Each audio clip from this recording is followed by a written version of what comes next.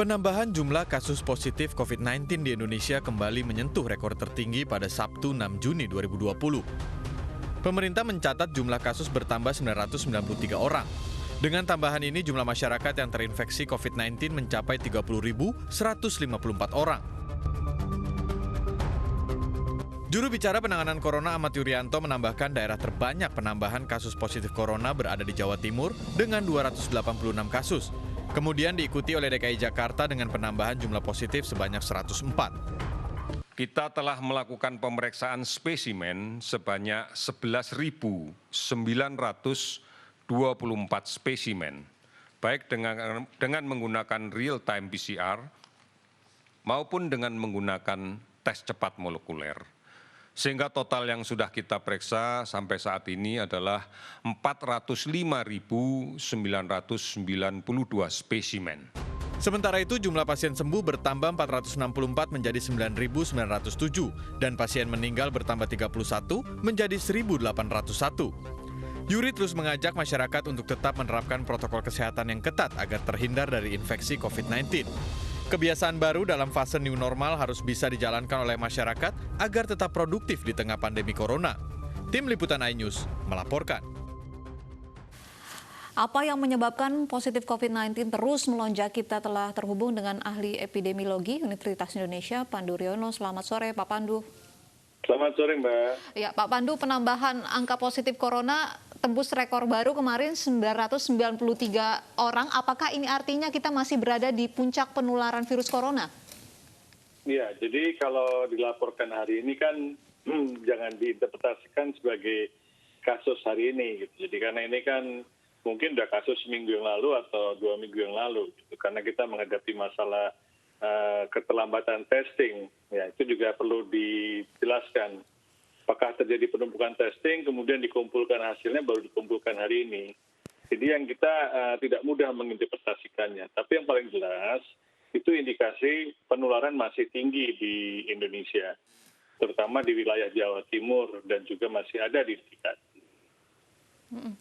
Jika ini angka representasi dari penyebaran virus di 1 hingga 2 minggu yang lalu apa yang salah? PSBB berlaku di hampir di seluruh wilayah yang menjadi zona merah di Indonesia sudah diterapkan, tapi mengapa angka penambahan positif coronanya masih terus melonjak?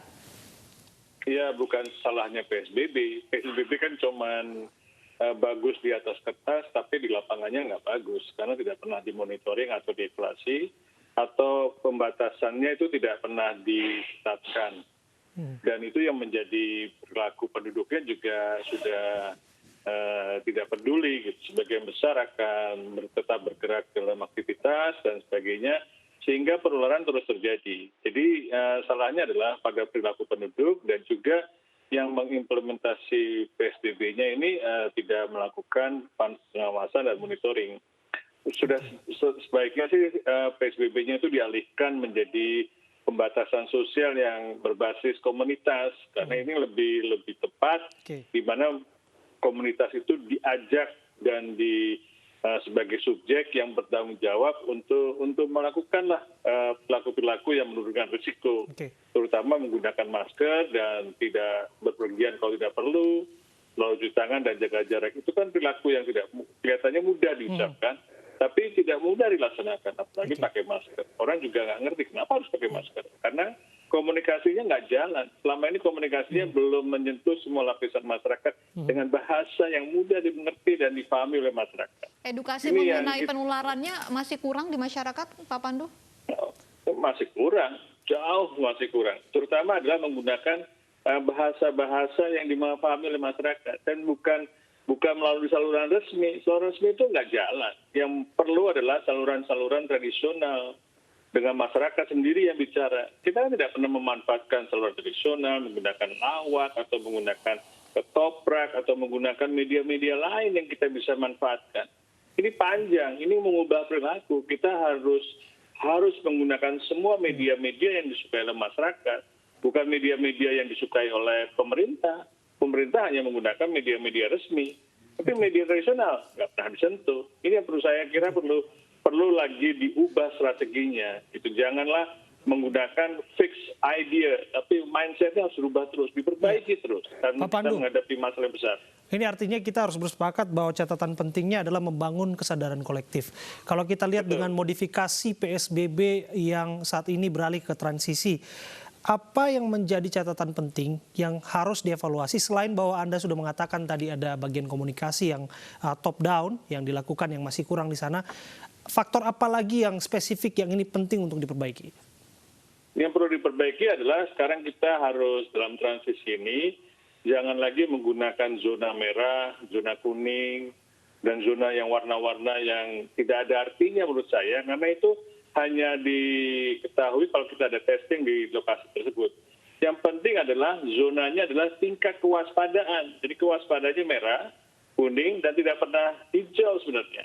Jadi kalau ada pelonggaran, ada pengurangan, itu begitu dikurangi sedikit, kewaspadaannya harus tetap lebih tinggi, 2 kali lebih tinggi daripada biasanya. Karena setiap pelonggaran itu, setiap pengurangan, setiap diizinkan melakukan pembatasan, itu potensial terjadi ledakan kasus atau peningkatan kasus semakin tinggi. Tanpa peningkatan kewaspadaan, itu tidak kita Betul, bisa Pak Pandu. saja nanti.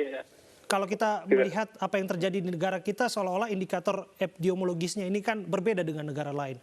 Dengan melonjaknya kasus di negara kita, ini tak serta-merta menjadikan bahwa PSBB ini dilanjutkan ataupun tidak. Ini melihat per zona begitu. Kalau menurut Anda, apa yang memang harus diperbaiki dari sistem melawan ataupun memutus mata rantai COVID secara nasional ataupun secara lokal? Ya, pertama bahwa virus itu kan tidak mengenal penularannya batas geografis. Itu kan zona itu kan batasnya geografis, administratif. Jadi kalau di DKI sebaiknya tidak ada lagi zona RW merah. Seluruh DKI itu sebenarnya masih zona merah. Tapi sudah ada indikasi memungkinkan untuk pelonggaran misalnya. Tapi kan kewaspadaannya harus di seluruh DKI, bukan hanya di zona merah saja. Nah ini yang perlu dipahami oleh masyarakat. Jadi oleh pemerintah maupun masyarakat. Jadi masyarakat ini sekarang harus mulailah berinisiatif. Jadi pembatasannya mungkin di lingkungan RW bukan hanya yang dikatakan sebagai tadinya zona merah, tapi seluruh RW di DKI harus mulai melakukan pembatasan sosial yang berskala lokal. Juga nanti kalau lokal itu pabrik, lingkungan kerja dan sebagainya.